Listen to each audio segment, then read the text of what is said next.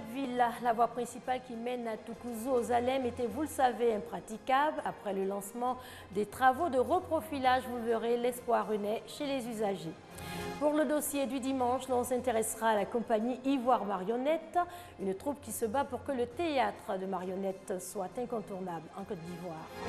En République démocratique du Congo, on évoquera cette campagne contre la discrimination à l'égard de personnes souffrant d'albinisme. Bonsoir à tous et merci de vous informer sur RTI2. On commence par Jacquesville, cette localité située au sud de la Côte d'Ivoire. La voie principale qui mène à Toukouzou aux Alem était, vous le savez, impraticable car dans un état de dégradation très avancé. Depuis le lancement des travaux de reprofilage, l'espoir renaît chez les usagers. Pargasso reconnaît.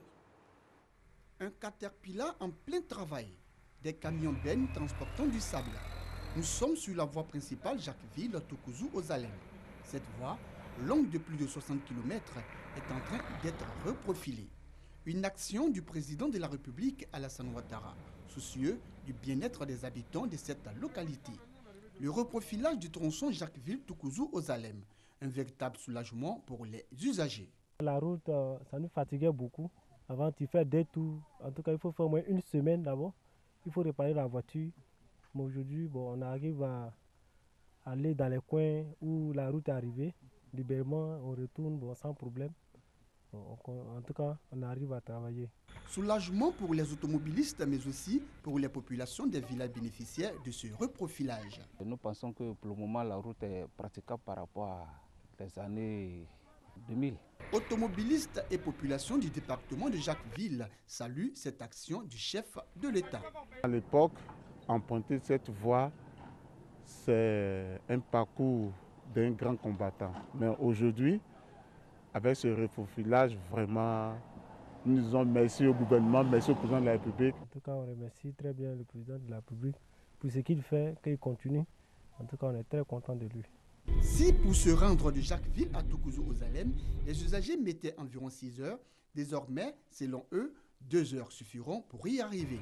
Ils souhaitent en plus du reprofilage et bitumage de cette voie. On quitte le sud du pays pour l'est. La paroisse de Priti à Incro, dans le département de Transyoa, est désormais dotée d'une chapelle et d'une grotte mariale. Désormais, les chrétiens catholiques n'assisteront plus à la messe à l'air libre. C'est ce que nous rapporte Michel Mambo. La chapelle est un lieu destiné au culte divin, notamment les messes et autres célébrations liturgiques. La Sainte Vierge Marie, mère de Jésus-Christ, Fils de Dieu, est celle qui intercède pour tous les baptisés auprès de son Fils Jésus. Ayant donc compris la place de choix qu'occupe une chapelle et la Vierge Marie dans l'Église catholique, les chrétiens catholiques de Priti à Incro, un village situé à 7 km du département de Transyoa, se dotent d'une chapelle baptisée Saint-Pierre et Paul et d'une grotte mariale appelée Notre-Dame de Fatima. La bénédiction de la chapelle et de la grotte de Priti a été l'occasion pour le représentant de l'administrateur apostolique du diocèse de Bondoukou, le père Francesco Orsien, d'exhorter les fidèles à vivre à l'image de la Vierge Marie, modèle de l'Église catholique. La statue de la Vierge Marie de Priti a été offerte par une communauté de Notre-Dame de Fatima basée à Paris. Et la grotte est un don du chef du canton de Priti, Nana Obenga Kwaku. La communauté Notre-Dame de Fatima a aussi offert 500 chapelets et des livrets de prière à la communauté catholique du village de Priti à Incro. Vous avez certainement reconnu la voix de Grâce Adrienne Kando. On évoque à présent ce concours chrétien de chant et de prédication. Il s'agit pour les initiateurs de déceler des talents chez les enfants tout en les préparant à devenir des messagers efficaces dans le domaine de l'évangélisation.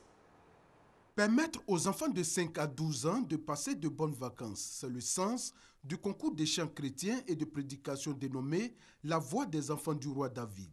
Ce concours, avec pour thème la connaissance de la parole de Dieu, a pour objectif de révéler des talents. J'ai participé à ce concours pour montrer au monde que je suis un enfant de Dieu, qu'il m'a donné ce talent, pas pour le garder dans mon placard ni dans mon tiroir, mais pour le valoriser au monde. J'étais un enfant assez turbulent, il n'était pas sage, il était désobéissant. Mais un jour, quand on m'a proposé ça, Oui, je me suis dit, bon, pourquoi ne pas essayer? Quand j'ai essayé, j'ai découvert que je pouvais rester dans la voie de Dieu. Pour les initiateurs, enseigner la parole de Dieu aux enfants peut leur garantir un avenir meilleur. Selon la Bible, il est dit, instruis l'enfant selon la voie qu'il doit suivre et quand il sera vieux, il ne s'en détournera pas.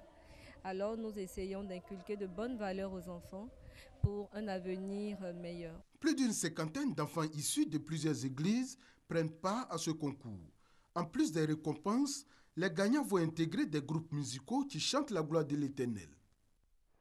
On reste avec les enfants. Vacances artistiques 2015. La deuxième et dernière session a clos ses portes hier samedi à l'INSAC. Danse, théâtre, poésie et apprentissage d'instruments de musique.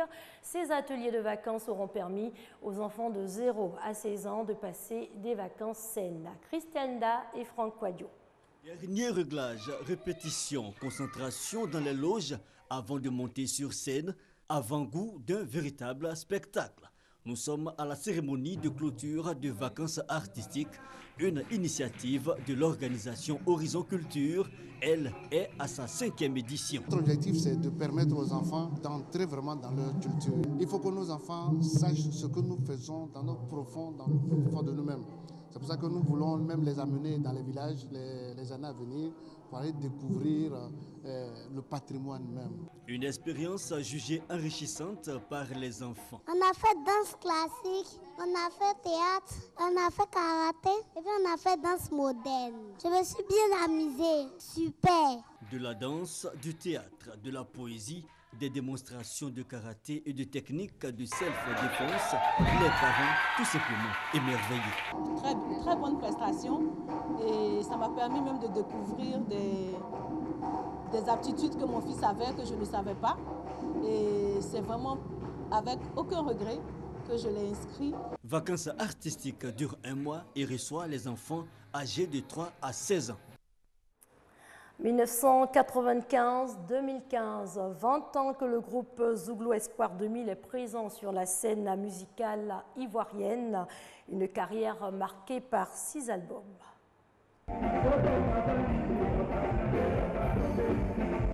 Ils étaient attendus pour la célébration de leurs 20 années de carrière.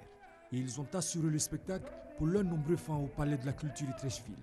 Pat Sako et Valérie du groupe Espoir 2000 ont donné la pleine mesure de leur talent dans un somptueux décor, à en juger par les réactions des spectateurs.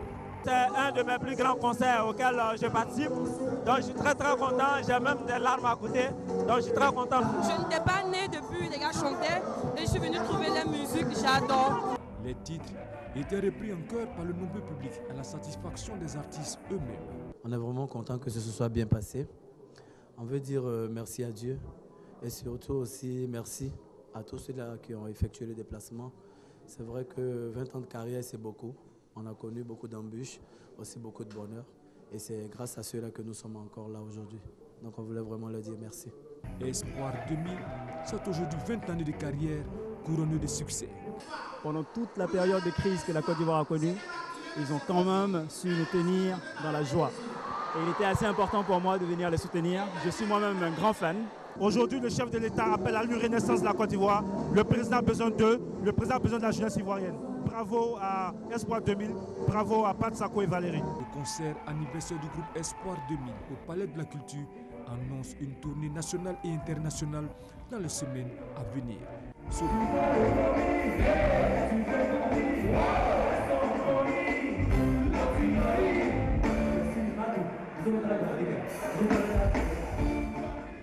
Voilà Espoir 2000, 20 ans que ça dure. En République démocratique du Congo, les images de cette marche pour les albinos, l'événement marque la fin d'une campagne de plus d'1 mois contre la discrimination à l'égard de personnes souffrant d'albinisme. La campagne est appelée Fièrement Ndundu, ce qui signifie fier d'être albinos. Une campagne pour rappeler à tous que les albinos sont des personnes à part entière. C'était ce matin. On écoute quelques réactions.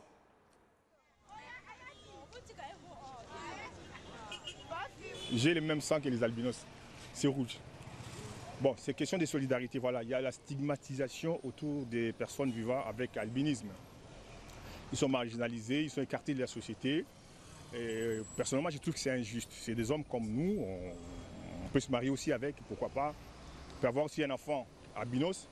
Certains disent que c'est accidentel. Pour moi, ce n'est pas accidentel, c'est naturel. Il faut aimer ces gens-là. Devenir des gens importants dans la vie. Et il faudrait pour ça qu'ils aient des références. Alors pour ça, il fallait donner le courage à toutes ces familles, à tous ces gens qui ont fait quelque chose de leur vie, c'est-à-dire un paradis en enfer, de pouvoir se lever et dire oui, on est capable de faire de notre vie quelque chose aussi. Alors voilà un peu le leitmotiv de ce festival. Aujourd'hui, davantage, nous croyons que nous avons atteint notre objectif parce que les 3e et derniers jours, les gens ont marché, les albinos et les non-albinos, ils ont marché côte à côte, ce qui est une première dans notre pays. En 55 ans d'indépendance, on n'a jamais vu les albinos marcher de manière symbolique avec les non-albinos.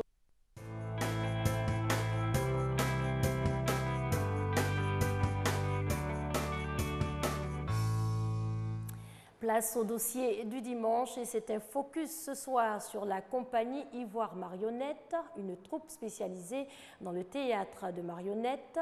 Basée depuis 2007 à Abata dans la commune de Bingéville, la troupe se bat pour que ce genre théâtral devienne incontournable en Côte d'Ivoire. Le dossier du dimanche est signé Issa Yeo et Adama Koné.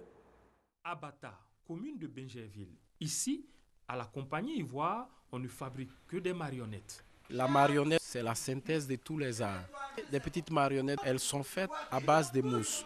Nous prenons des mousses que nous sculptons pour obtenir les différents membres d'une marionnette. Et quand nous avons les différents membres d'une marionnette, nous les fixons ensemble, de telle sorte à avoir un corps humain.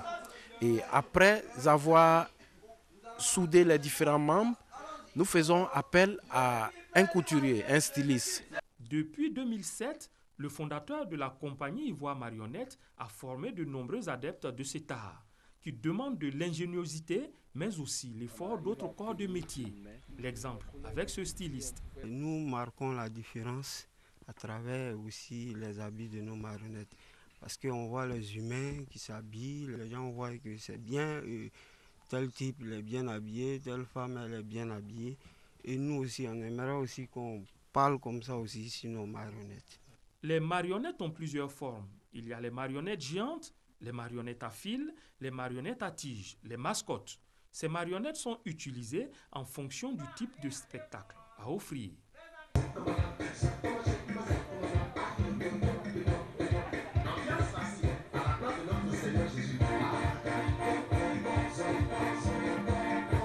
Pour sensibiliser la population sur des problèmes de santé, d'environnement, d'éducation, l'appui des marionnettes est souvent utile. À travers les marionnettes, nous pouvons véhiculer beaucoup de messages. Nous sommes beaucoup sollicités dans des écoles pour faire passer des messages de sensibilisation, pour donner des conseils aussi à nos jeunes frères qui vont à l'école. Et même les adultes, par les marionnettes, nous pouvons véhiculer des très bons messages. Et c'est ce que nous faisons ici à Ivoire Marionnette. En dépit de son rôle de sensibilisateur, l'art de la marionnette reste méconnu du grand public. Pour mieux le vulgariser, le directeur artistique entend mettre l'accent sur la formation des jeunes. Au départ, personne ne savait ce que c'est qu'une marionnette.